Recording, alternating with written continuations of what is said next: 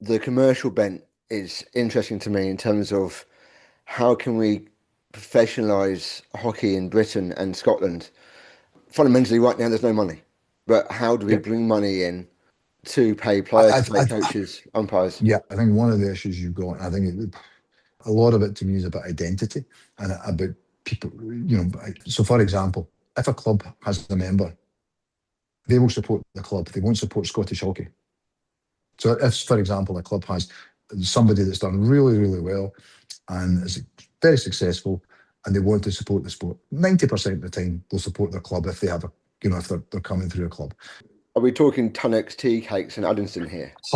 As an example, or using that as an example, or in Edinburgh Hockey, Calla Holmes, or whatever else, or going back in the day, Mim, going back in the day to when it was that Mim supported, David Murray supported indoor hockey. He'd done it very well, and there was a link in there, and he's that became the preeminent sponsor within hockey. Everybody recognised Mim, but that doesn't then move on to Scottish hockey.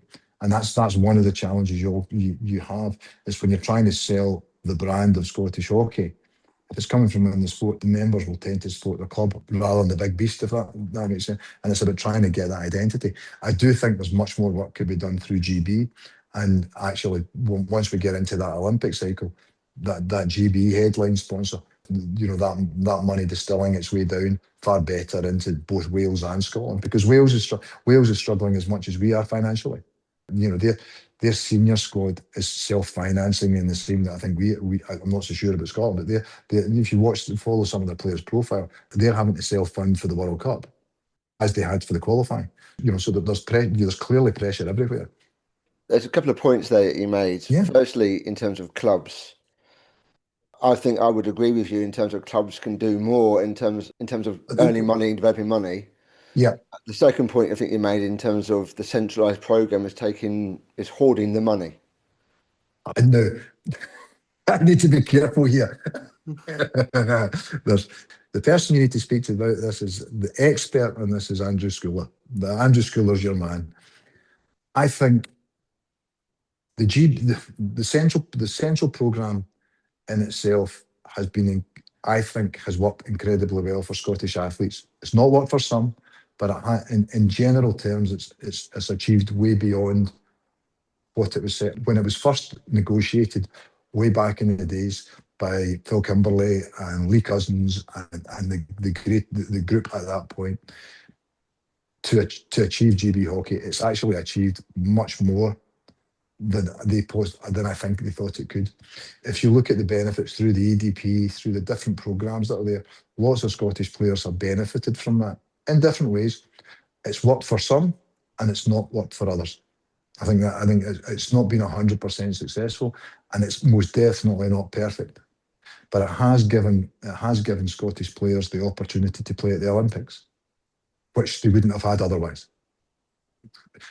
Could they do more to raise the profile? Could more be done to raise more commercial money out with central funding? Absolutely. And could the money make its way into Scotland and Wales better? 100%. And is there complete transparency in that? Probably not. So I think there's a number of different points. I think there's a number of different things in there that need to be looked at. But I would say in general terms, it's an agreement it's something that's worked pretty well for a number of. It's done what it was meant to do, and lots of players have benefited. Lots of players have benefited to be involved in a full-time program and get the opportunity to play in the Olympics. I would accept that some players haven't benefited from it, and it's not been the right environment for them. And again, it's a difficult environment. I think it's a challenging environment to be in, but has it facilitated people to get the players to get the opportunity to go to the Olympics? Absolutely. So I think it's a very difficult, and I understand there's different agendas that go into that conversation. But if that agreement wasn't in place, those players would never have.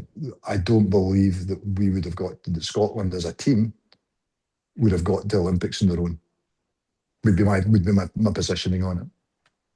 So are you suggesting that being that Scotland ladies have qualified for the World Cup, that is a direct, they've directly benefited from 100%, 100%. because you have players like Amy Costello, Sarah Wilson, Charlotte Watson, Jenny D. I'm trying to think who else have been part of Jess Buchanan, who have been part of that centralised programme and have been able to train full time and be involved in a full time programme.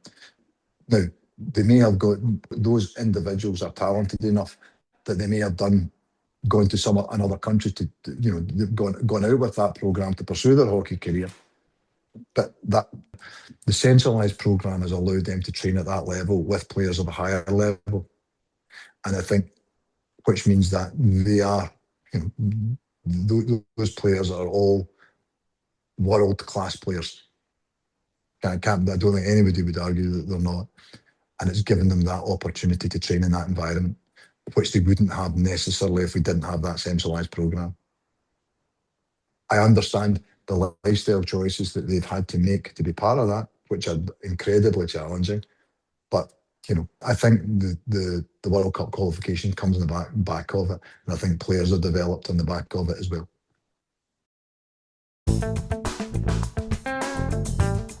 Tao MacLeod, producer of the Half Court Press podcast, has published a book via Amazon. A little book about hockey is now available from the Amazon website.